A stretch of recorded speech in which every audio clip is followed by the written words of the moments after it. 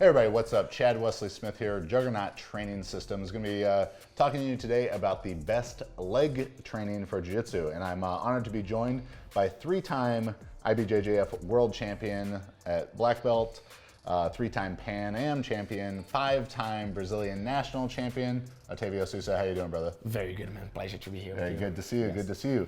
So you are the coach at Gracie Barra Huntington Beach. That's correct. And how long have you been training Jiu-Jitsu for? I have been training Jiu-Jitsu pretty much my whole life. I started when I was like 13 years old back in Brazil. And my school, I have been living in Huntington Beach right now, and I opened up this school about like 4.5 years ago. Nice. Yeah. So as you look at strength training and physical training for Jiu-Jitsu, like what to you really stands out about being important about, you got to have your legs in shape. Like what's the most important thing that your legs can do? Well, we have to have like the legs, how can I say, very strong, like especially for Jiu-Jitsu, like because we are all the time on our feet, like with the takedowns, like so we have to be like strong, like in order to take somebody down, like even like when we're fighting on the ground, like with a close guard, So it's very important to be with the legs like strong. All right, so today with Otavio, I'm going to show you some of our favorite exercises for explosive power in the lower body, for maximal strength endurance, and then also some exercise you can use for improved mobility, kind of prehab, injury prevention type of exercises. All right, so the first exercises that we want to show you are some exercises for explosive power in the lower body. So whether you're shooting for a takedown or you have a scramble, being fast is probably more important even than the maximal strength component when it comes to being a successful jiu-jitsu competitor. So the first exercise that Otavio is going to show you is a weighted squat jump. You can weight this in a lot of different ways: holding dumbbells, standing inside of a trap bar, holding kettlebells, wearing a vest. Really simple exercise, very easy to execute, not too much technique to it. So go ahead and just do like 3 reps.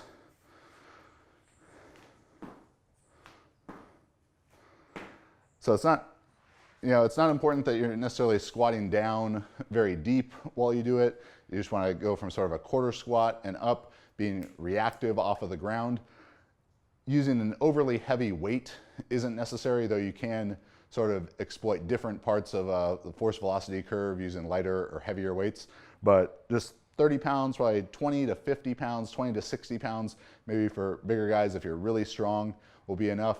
And keeping really high quality of work, like 3 to 5 jumps per set, and we can use this in alactic power phases where you're just training for pure quality, alactic capacity, where we're doing maybe 3 jumps, then a very short rest, like 10 seconds, or even lactic capacity, where you're just, staying with a smooth, consistent pace on the jumps for 30 to 40 seconds at a time.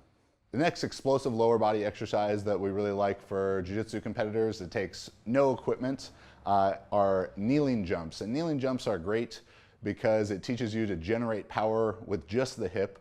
Though while in traditional like jumping and sprinting, you're looking for triple extension. So from the ankle, knee, and hip, a lot of times in jiu-jitsu, you're on the ground. So that extension from the ankle and even the knee may not really exist. So the kneeling jump is a great exercise because it allows, it teaches the athlete to generate just force from the hip, which can be particularly useful during a scramble, whether maybe you're down on one knee or both knees and you have to finish a single leg. You're going for an explosive, like a knee cut pass. So let's do a couple of reps here of the kneeling jump. So we're trying to land as high as possible and turn sideways too, and do 2 more.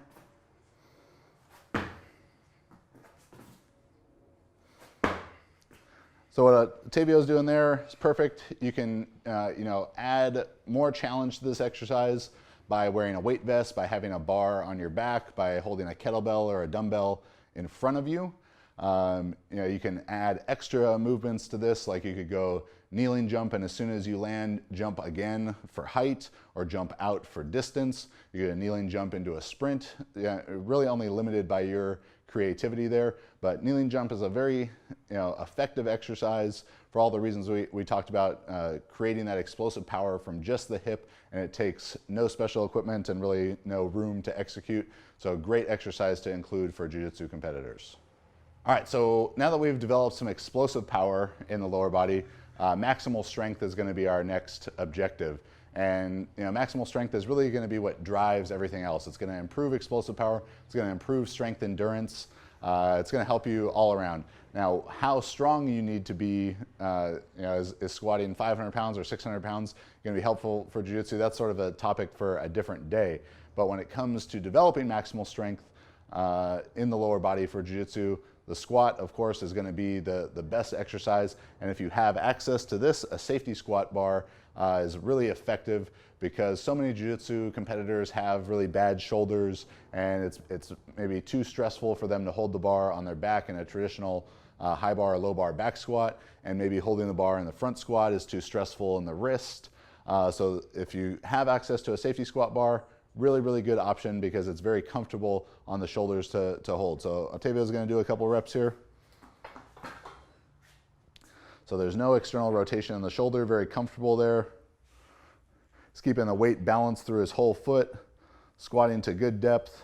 That's kind of the simplest way to improve mobility, is just to lift through a full range of motion. The safety squat bar is great because it's very easy for the athlete to keep a very upright posture in their torso. They're not going to get leaned over too much, and it's just an easy exercise to learn. You could even have them perform it like a Hatfield squat, where they're holding on to handles in front of them, because they don't even need to have your hands on the bar to execute it if they need that for a little bit of extra balance.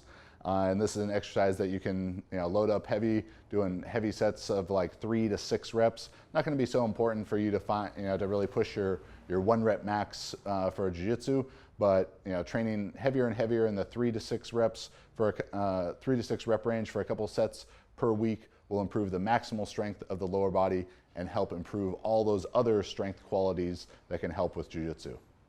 Another great exercise for maximal strength development in the lower body for jiu-jitsu competitors is the trap bar deadlift.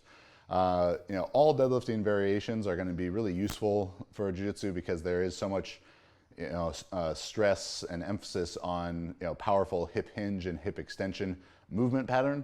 But the traditional conventional deadlift, straight bar deadlift, may be a little bit too demanding from a technique perspective for a lot of jiu-jitsu athletes, especially since there's so much stress on the low back already when you're playing guard, and guys with a lot of history of low back issues. So using the trap bar deadlift, which is going to be so much easier to learn, a little bit less stress on the lower back, will be sort of the preferred modality that we use for developing maximal lower body strength. Plus, you can go really heavy on it. So just do like 5 reps. So Otavio's got the bar right over the middle of his foot, controlling it up and down. A lot of benefit to controlling the eccentric phase of any deadlifting variation, particularly for jiu-jitsu competitors. There's not just concentric strength is what's going to matter, but eccentric strength, yielding strength, isometric strength, so many different strength qualities that are needed. That's good.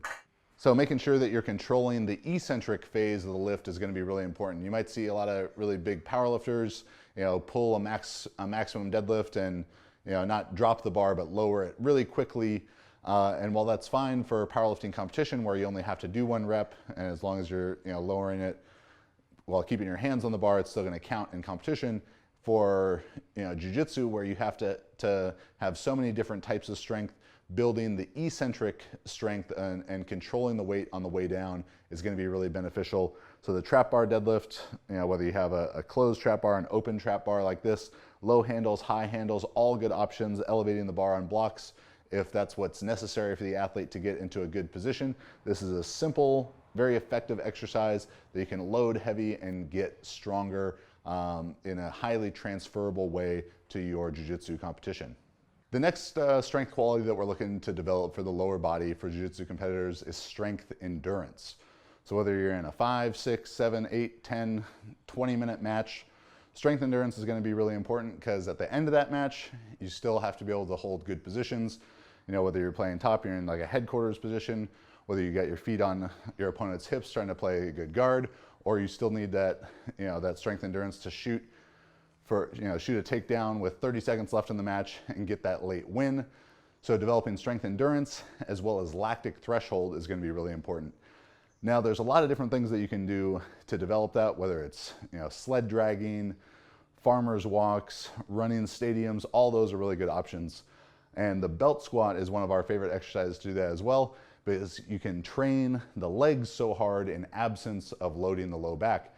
And as we mentioned with the trap bar deadlift, how so many jiu-jitsu athletes have low back issues already, being able to put them give them a situation where they don't have to further load their low back and give it a break is going to be really helpful. So the belt squat we can train for really high reps, to really muscular failure for the legs without worrying about exacerbating any low back injuries. So if you're fortunate enough to have a belt squat like this is the Rogue Rhino belt squat that Otavio is going to be using. That's great, but you can also just train with a dip belt, standing up on blocks and the weight hanging between your legs is a totally fine option. You could use a landmine setup, all kind of different options for the belt squat. Go ahead and hop up there. So the belt squat allows you to manipulate your stance and technique. You can go closer stance, wider stance. You can sit back and make it more hip dominant. You can stay more forward and make it more leg dominant. A lot of good options. You can attach bands and do more speed work type of stuff on here. But it's a great option if you want to just pump out reps, sets of 10, sets of 20, sets of 50, as many reps as you can in a minute. A lot of really good options here where you feel a lot of stress in your legs, but not the loading of the low back. All right, so we've developed explosive strength, maximal strength, strength endurance. The final component of, to make your best lower body training for jiu-jitsu is making sure that you stay mobile to help prevent injuries. And as I mentioned earlier, the simplest thing that you can do to improve mobility in terms of your strength training is train through a full range of motion. So squat deep, even extending ranges of motion, like doing stuff like a deficit deadlift, if you can stay safe and in good positions while you're doing that. And then an extra exercise that you can use to improve mobility throughout the lower body, the hips, hamstrings, ankles, is going to be the Cossack squat or lateral lunge. So Otavio is going to do a couple of reps here. So the wider you can move your stance out, the more mobility it will require. The side that you're squatting to, you want to keep that foot flat on the ground. You can let the opposite heel come up. Now Otavio is doing a great job of these. So he's improving mobility in his ankle and his hips. He's getting out of just that sagittal plane, moving up and down, straight forward and straight back, with adding some lateral movement in. And if the athlete isn't challenged by just doing this with body weight, which start with body weight, make sure they're moving through the full range of motion well, then they could start holding a weight in front of them, having weight on their back, wearing a weight vest. Lot of options that you can increase the intensity of the Cossack squat with. All right, so there's some simple exercises that you can sort of build the foundation of your lower body training for jiu-jitsu with. We want to develop explosive power, maximal strength, strength endurance, all while staying mobile and preventing injury throughout. So thank you to Otavio Sousa, multiple-time world champion, head instructor at Gracie Baja Huntington Beach. If you're in the Orange County area, if you're coming for a visit, hit him up, go get some hard training in. He'll kick your ass like he kicks my ass. And make sure you subscribe to the channel, like the video for more jiu-jitsu strength training content and content to help you get better at whatever sport you're trying to improve at.